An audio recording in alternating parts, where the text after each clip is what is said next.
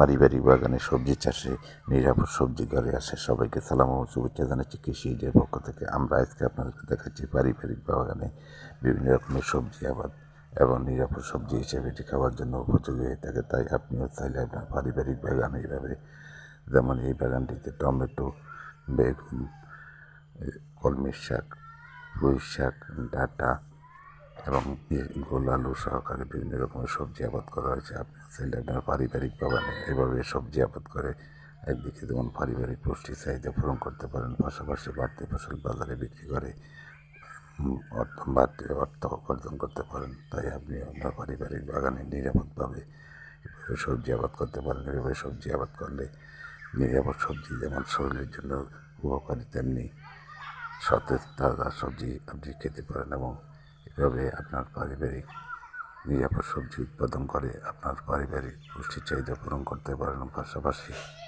যে সবজিগুলো নিরাপদ কিনা সেটি নিজে উৎপাদন করার কারণে আপনি নিশ্চিতভাবে খেতে পারেন। তার ফলে আপনার শরীরে বিভিন্ন রকমের যে সবজির বিষক্রিয়া, সেই সবজি বিষক্রিয়া থেকে আপনি মুক্ত রাখতে পারেন। এবার সবজি বিষক্রিয়া থেকে মুক্ত থাকার জন্য এভাবে আপনিও আপনার পারিবারিক বাগানে সবজি উৎপাদন করে আপনার পারিবারিক চাহিদা পূরণ করতে পারবেন। যাদের পারিবারিক জায়গা নেই তারা ছাদ বাগানে এভাবে সবজি আবাদ করতে পারেন। এভাবে সবজি আবাদ করলে নিরাপদ সবজি হিসাবে আপনার স্বাস্থ্যের পক্ষে উপকারী হবে এবং কি সুস্বাস্থ্যের জন্য এটি খুবই গুরুত্বপূর্ণ। তাই আপনার পারিবারিক বাগানে সবজি উৎপাদন অথবা ছাদ বাগানে এভাবে সবজি উৎপাদন করে আপনি খেতে পারেন এবং এই সবজি খাওয়ার ফলে আপনার শরীরে কোনো রকমের সমস্যা হওয়ার সম্ভাবনা থাকবে না।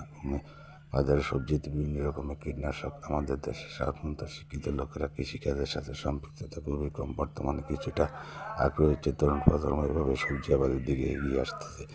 এভাবে সবজি আবাদে এগিয়ে আসলে আমরা নিরাপদ সবজি উৎপাদন করতে পারবো। আমরা খাদ্যে স্বয়ংসম্পূর্ণ জাতি, এখন আমরা চাই নিরাপদ পুষ্টিগুণ সমৃদ্ধ সবজি উৎপাদন করে পারিবারিক চাহিদা পূরণের দিকে আমাদেরকে নজর দিতে হবে এবং পারিবারিক চাহিদা মালটা গাছে ফুল আসার পরে যে কাজগুলো আপনি করবেন আপনি এবং যেদিকে সবসময় খেয়াল রাখবেন সেটি হলো যে মালটা গাছে ফুল আসার পরে ফুলের ভিতরে কোনো রকমের পোকার আক্রমণ হচ্ছে কিনা সেদিকে খেয়াল রাখবেন এবং নিয়মিত পর্যবেক্ষণ করবেন এবং যদি ফুল ধরে দেয় তাহলে বোরন এবং সার অথবা যেমন হরমোন প্রানোফিক্স অথবা মুক্তাপথ গাছে স্প্রে করবেন যাতে ফল যারা কমে এই জন্য, এবং ফল গুটি আকার ধারণ করলে এই জন্য একটি ছত্রাকনাশক এবং এক সপ্তাহ পরে একটি কীটনাশক নিরাপদ ব্যবহার করবেন যাতে পোকার মাকড়ের আক্রমণ থেকে রক্ষা করতে পারেন। এবং ফল ধরা রোদে নিয়মিতভাবে গাছের গোড়ায় পানি দিবেন।